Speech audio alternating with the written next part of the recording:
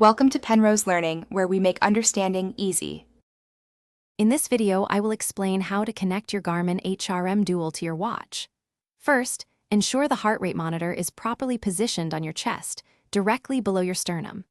The electrodes, which are the two rectangular areas on the back of the strap, need to be moistened with water or electrode gel for accurate heart rate detection. This ensures a strong electrical signal for your watch to pick up. Make sure the Garmin logo is facing upright.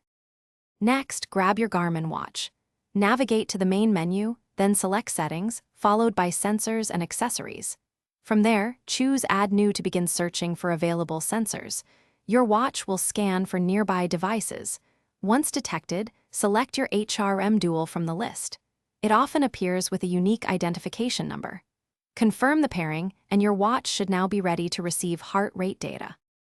To confirm a successful connection, look for a heart rate icon or a numerical heart rate display on your watch's screen. If you don't see it, try remoistening the electrodes or adjusting the strap's position. Ensure your watch's Bluetooth is enabled and that the HRM-Dual is within a range of about 3 meters. Sometimes, a quick restart of both devices can resolve minor connectivity issues, getting you back on track quickly. For optimal performance and longevity, remember to rinse your HRM-Dual strap with fresh water after every use and hang it to dry. Avoid machine washing.